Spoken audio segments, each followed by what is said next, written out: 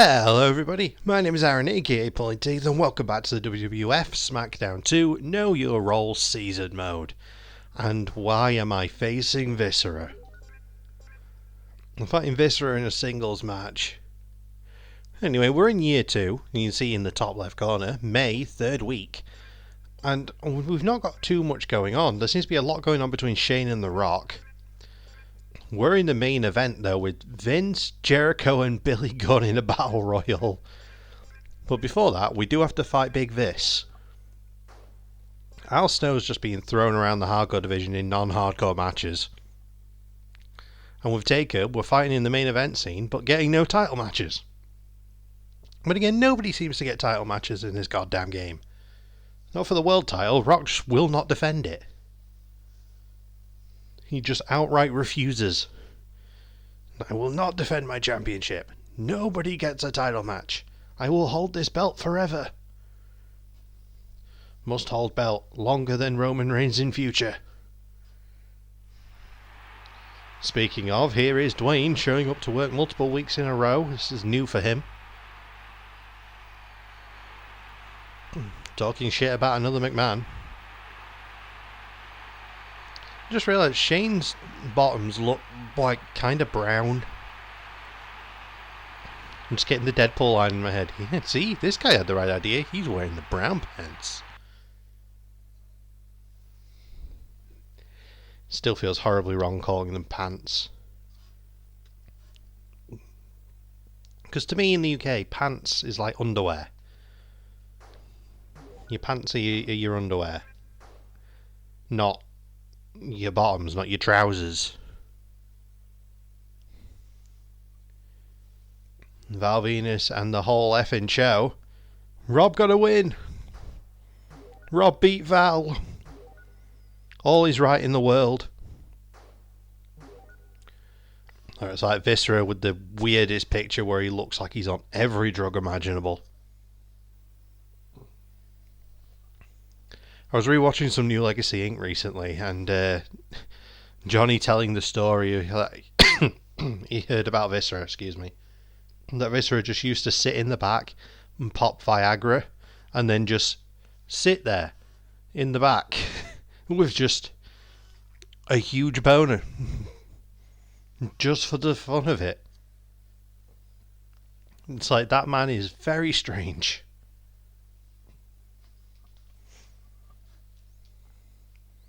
But I think everybody in the locker room from the late 90s into the early 2000s was pretty damn strange. Aha, Viscera knocked you down. Big man's already taken off his feet. Didn't take long. Whoa. God damn, this is actually going well. Lama he stroll. Tickle his taint. Damn it. The Lama he stroll is just the taint tickler pin. It's going to be what it's called from now on. Crowned him. Cloverleaf. Uh-oh. Why? Why me? Why me? Why me? Okay, he wasn't quite close enough to throw me out of the ring. What? No, take that elbow. Oh god. Come on, get closer. Aha! DDT spiking him on his noggin. Don't know how he caught me mid super kick, but sure. What? What? Oh no. Oh god! That belly to belly animation just looks great. Trapping headbutts. Those were right on the chin. Work the big legs. Why won't you get out of the ring? Go. Thank you. Because now I'm going to moonflip and miss entirely. One. Oh no. I'm getting Andre'd.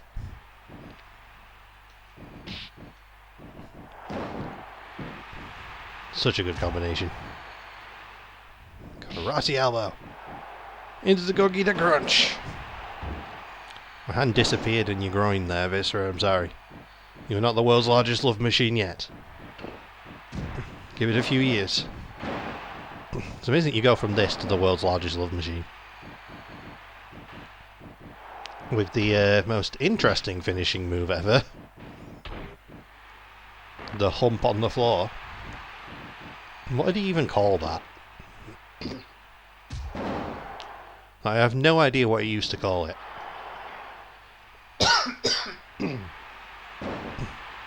Dropped him. Snow plowed. You've been plowed, sir.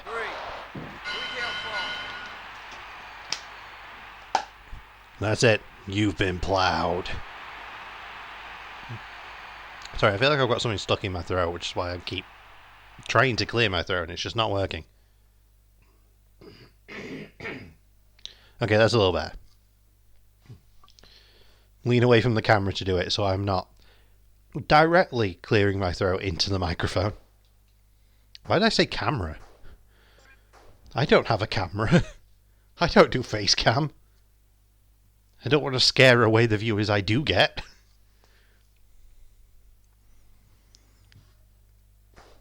That is the most random match I think I've ever seen. Pete Gas, Gerald Brisco, and Gangrel. Alright, Dwayne and Shane, round 3, 4, I think it's 3. Will Dwayne ever defend his championship? I think we all know the answer, but we can ask the question repeatedly anyway. You're walking the wrong way, Dwayne. Oh. Shane's jumping him and jumping him on his own. No Stephanie, no Vince. Nobody there helping Shano. He's actually doing it by himself. It's not like a McMahon in this time period. You have to wait until like 2003 before Shane starts doing things on his own. Whose ridiculous feud with Kane. Which I still think is a very underrated feud. The ambulance match between Shane and Kane at Survivor Series 03 is fantastic. I think I brought that match up on this this series before.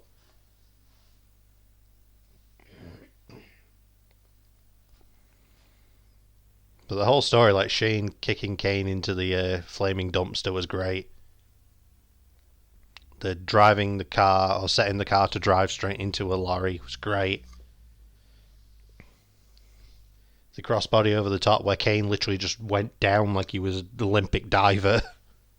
Head first, great. Linda McMahon getting tombstoned, great.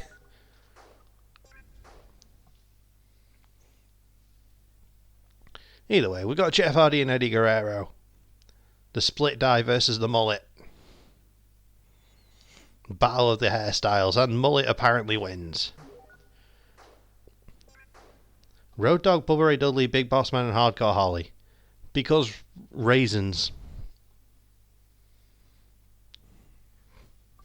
Road Diggity Dog gets the win. And now we have an absolute clusterfuck to deal with. But it's Battle Royal, so it's elimination. Which makes this a little more manageable, maybe. We do have the unstoppable force that is Vince McMahon in this game. For some damn reason. It seems to be whenever you sim matches with Vince in them, he seems unbeatable. But then when you actually get into a match with him and play it, he seems awful. The duality of McMahon.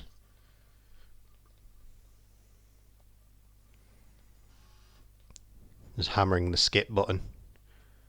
Hoping the game doesn't freeze. So I will admit, the console sounds like it's having a rough time.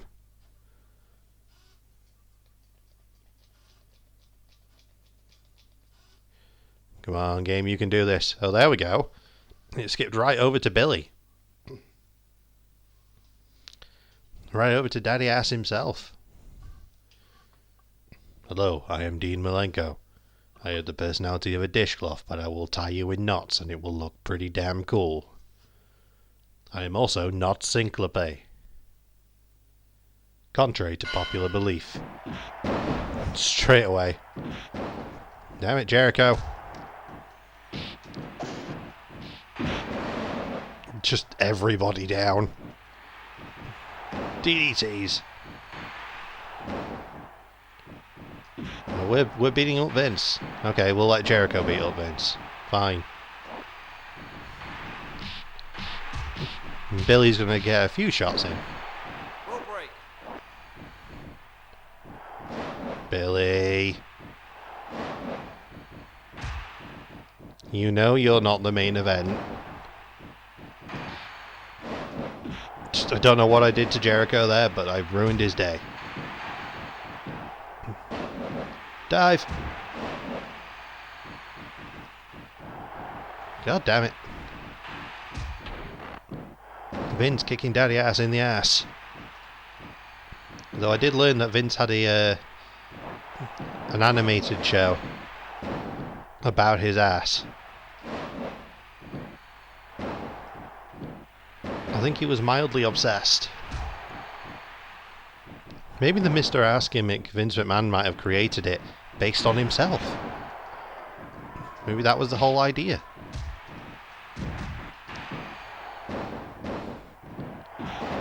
They just hit everybody. Get chokeslammed. I've been trying to do this since the start of the match. Nobody wants to get chokeslammed and nobody wants to get tombstone, but it's happening, damn it. Well, Billy might be done. Why, Jericho? It's elimination.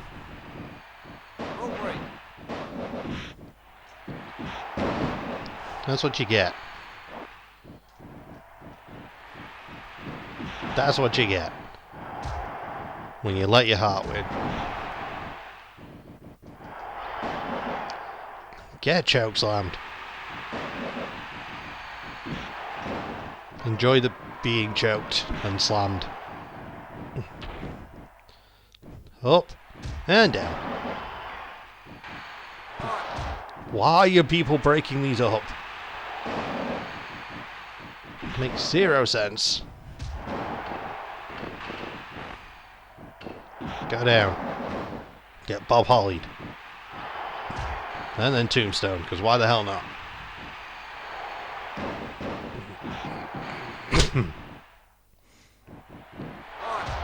God damn it. Nobody wants to let us actually get an elimination.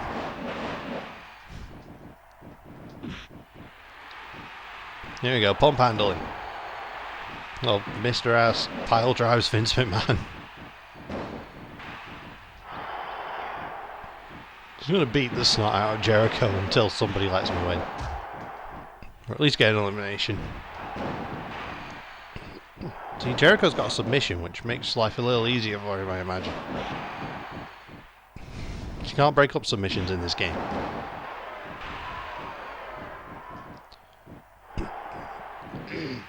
Alright, well, Vince apparently wanted to be involved in that.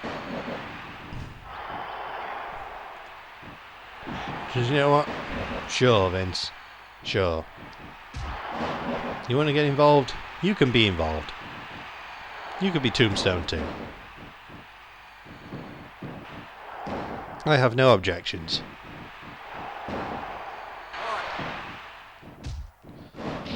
See, even I tried to stop that and it didn't work because they're just obsessed with breaking up pins even in an elimination match. Get up. God damn it, Billy.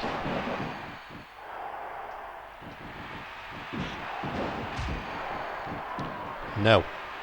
Bad Billy. Oh, alright. Let's just slam Vince then. There we go.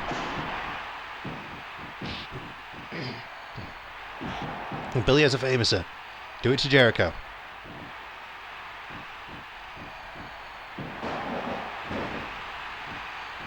Just gonna keep scooting around the ring.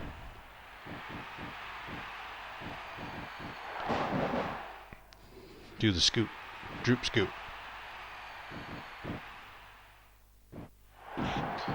Just casual scooting around. Being a menace to society over here.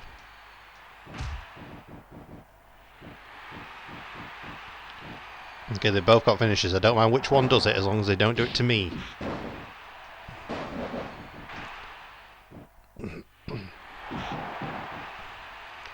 Come on, Billy. Go on, Billy. Finish him. Or, jackhammer him. There we go. And boom. Choke him out. Choke him out.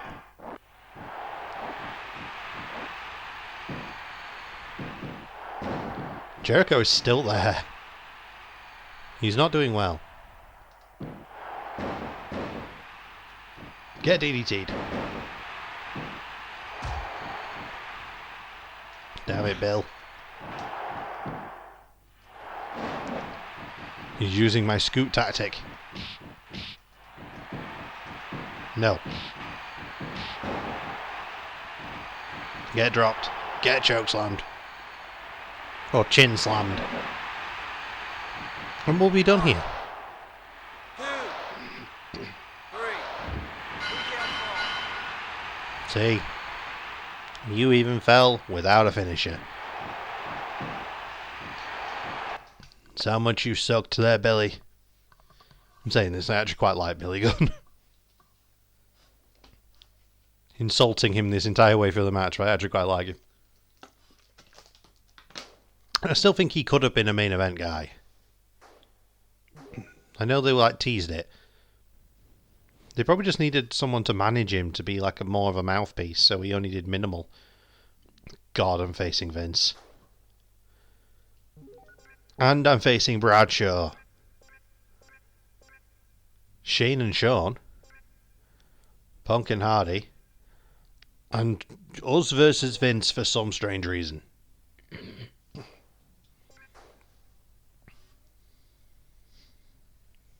This is a very bizarre show.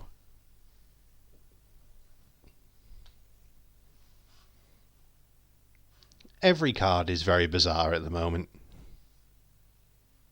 There seems to be no such thing as a normal card. Old HB Shizzle has arrived.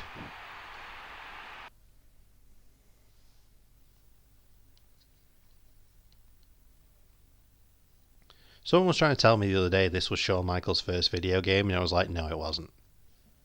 No, it was definitely Shawn's first video game. Definitely Shawn's first video game. And I was like, right, yeah, of course. Because Warzone and, the WrestleMania arcade game and stuff, none of those existed. It's definitely Shawn's first game. But the person was convinced. I literally had to get up, online and be like, look at release dates and look at rosters. This was far from Shawn's first game. They seem to think that, Shawn wasn't in Warzone, and they thought the WrestleMania arcade game was released later. And it was don't make any sense. Look at the WrestleMania arcade game's roster. Why would it have been released later than this? But they were convinced. I had to Google to show them.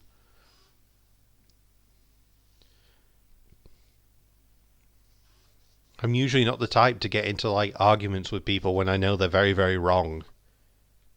But I was like, this is so stupidly wrong and very easy to prove.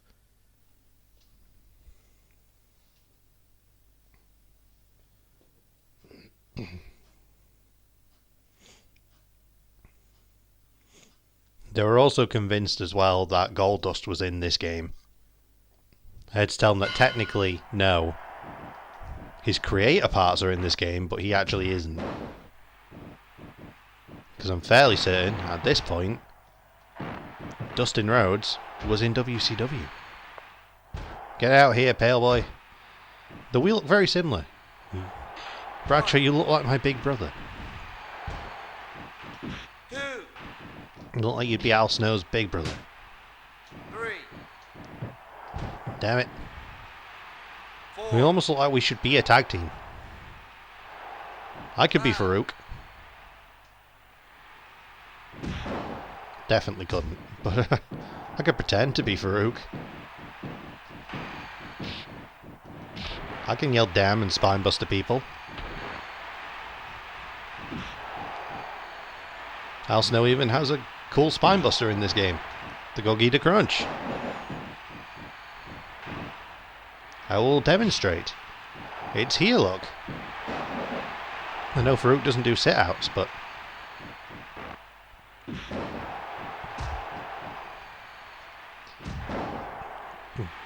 I really wish they did more with Faarooq in WWE. Like, when he was still in his prime... Well, somewhat his prime. His late prime. They had him saddled with some really bad gimmicks. He did alright with the Nation of Domination and stuff, but... they didn't set him up to do well.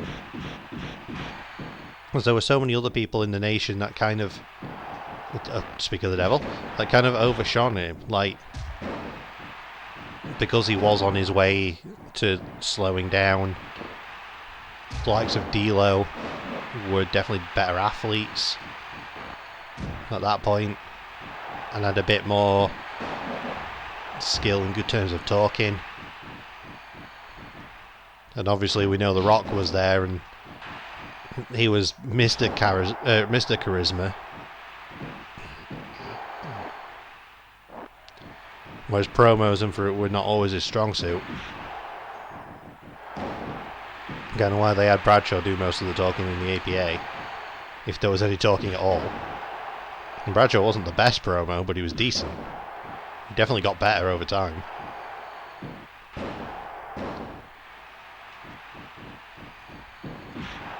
But I still think they could have done a hell of a lot with him.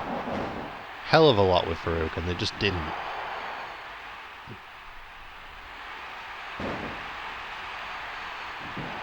And so they had a bunch of wrestlers at that point.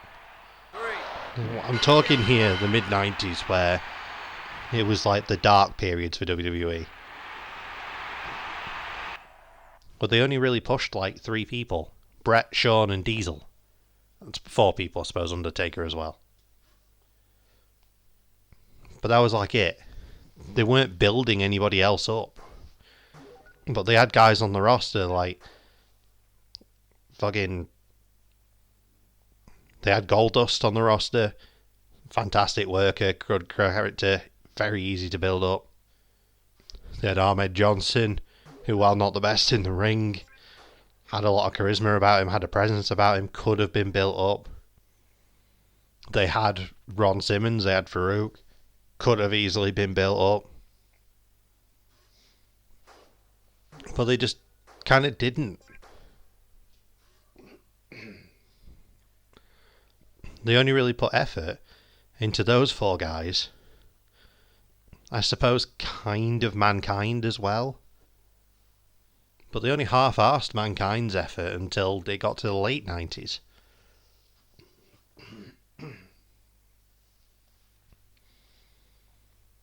Oh, is Shawn here to talk to Shane about his feud with Dwayne?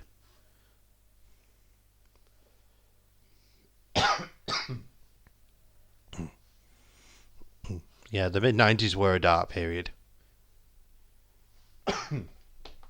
They had a bunch of good workers. And a bunch of people who obviously could have really taken over. It weren't really until Stone Cold grabbed hold of something and ran with it that they really started paying attention to anyone else. And obviously you had the likes of Stone Cold and Triple H on the roster, who did end up becoming the next big things, but you look at what they were doing at that time, and they weren't leaning too hard into either of them. It really wasn't until they decided to give Austin the King of the Ring, and he cut that promo on Jake the Snake, the Austin 316, that thing started to take off. But even then, they didn't even really pull the trigger on him or do much more with him for a couple of months after that.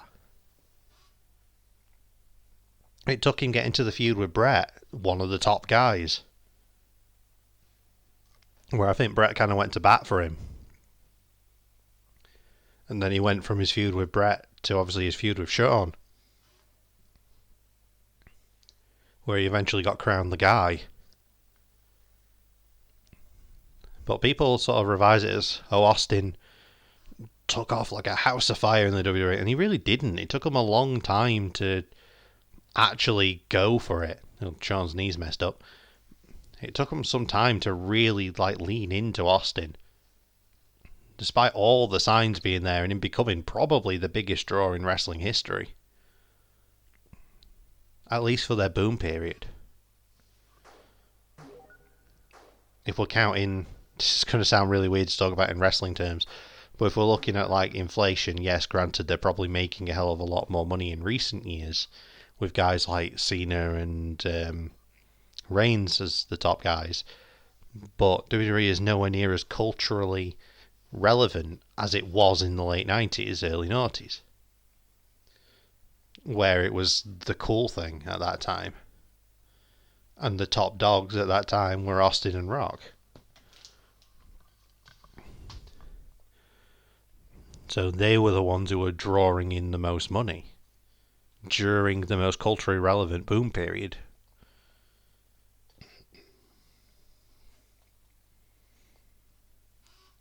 It always surprised me, people talked about Vince being a visionary and things, and a genius and stuff, but when you look back over the history of WWE, he was very, very slow to embrace the next big things, and he was very, very slow to embrace new ideas.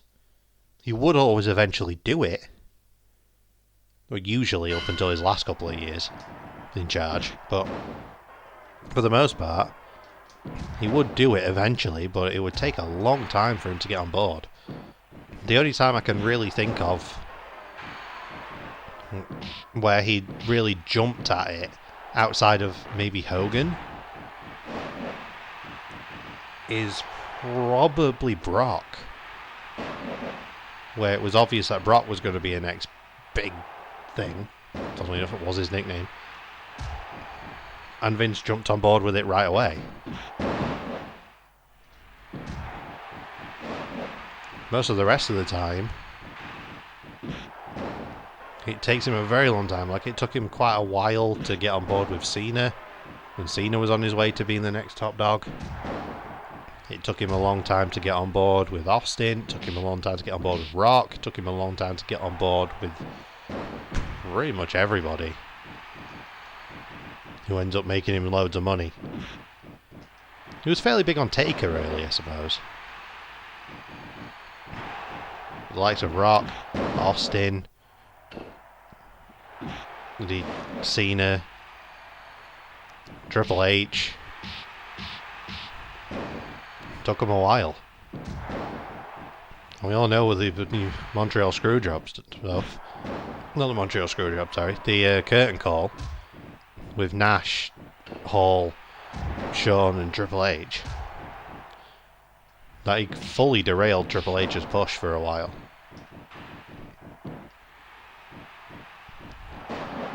Oh, wow, that was quick. Yeah, Vince was pretty slow to embrace the new big things.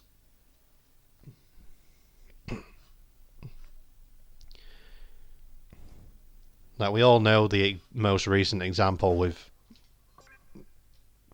everything really with Roman Reigns. But anyway, I've rambled for a very long time, and we've actually reached the end of the episode. We are going to see what happens in the next one when we hit Judgment Day, but for now, we're going to leave it there after my random rant.